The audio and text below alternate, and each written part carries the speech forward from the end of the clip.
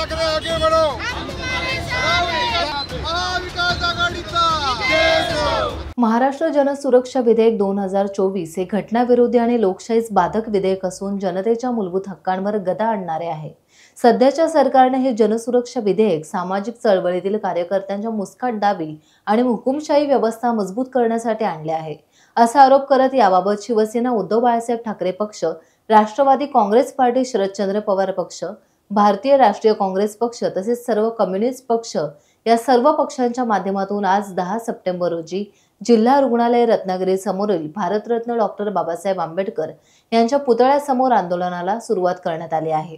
माजी आमदार बाळासाहेब माने, शिवसेना तालुका प्रमुख शेखर घोसाळे, शहर प्रमुख प्रशांत साळुंखे, राष्ट्रवादी शरदचंद्र पवार पक्षाचे बशीर मुर्तुजा, नौसिंग काझी, काँग्रेस पक्षाचे तालुका अध्यक्ष प्रसाद उपळेकर, शहराध्यक्ष अशफाक कादरी तसेच महाविकास आघाडीचे सर्व पदाधिकारी आणि महिला पदाधिकारी मोठ्या संख्येने उपस्थित होते। आमचे सर्वोच्च नेते उद्धवजी ठाकरे पक्षप्रमुख यांच्या सूचनेप्रमाणे आज संपूर्ण महाराष्ट्रामध्ये जनसुरक्षा विधेयक जे महाराष्ट्रामध्ये आणि देशामध्ये पार्लमेंटमध्ये आणण्याचा एक डाव चालू आहे आणि तो डाव उधळून टाकण्याकरता, त्याचा निषेध करण्याकरता हा कायदा होता कामा नये ही आमची सगळ्यांची भूमिका आहे आणि त्याच्याकरता आज शिष्टमंडळ घेऊन आम्ही जिल्हाधिकारी रत्नागिरीमध्ये चाललेलो आहोत आणि त्यामुळे आमची राज्य सरकारला आणि केंद्र सरकारला विनंती आहे की या ठिकाणी जो काही कायद्यातला बदल घटनादुरुस्ती तुम्ही जी करताय त्याच्यामध्ये तुमचा हेतू कुठलाही चांगला नाही आहे। याच्यामध्ये जे महाविकास आघाडीच्या मध्ये असलेले जे घटक पक्ष आमचे आहेत किंवा जे पक्ष NDA मध्ये आहेत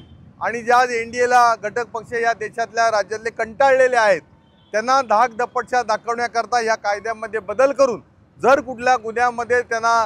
तात्पुरती जर अटक झाली असेल आणि 30 दिवस जर ते त्याच्यामध्ये बंदीमध्ये असतील तर त्यांची अपात्रता करावी। हा मूळतः महामानव डॉक्टर बाबासाहेब आंबेडकरांनी या बनवलेल्या घटनेच्या चौकटीचा अपमान आहे असं मला वाटतं आणि एका अर्थानं ही घटना मोडण्याचं काम या ठिकाणी केंद्र सरकार, मोदी सरकार किंवा राज्यातलं देवेंद्र फडणवीसांचं सरकार करत आहे। तर जनतेच्या वतीनं एक सक्षम विरोधी पक्ष म्हणून आमच्या या निमित्तानं सरकारला, दोन्ही सरकारला विनंती आहे, जर आपण या कायद्यामधली ही जी काही जाचक जी अट आहे किंवा जाचक ज्या तरतुदी करताय त्या तुम्ही काढून टाकल्या नाहीत, संपूर्ण महाराष्ट्रामध्ये या संदर्भाचं आंदोलन या ठिकाणी होईल। या निमित्तानं आज आम्ही इशारा देतोय, त्यामुळे ही घटना दुरुस्ती आपण मागे घ्यावी ही तमाम सगळ्या विरोधी पक्षाच्या वतीनं आमची या ठिकाणी विनंती आहे। देशात आणि राज्यात सत्तेत असलेल्या NDA सरकारने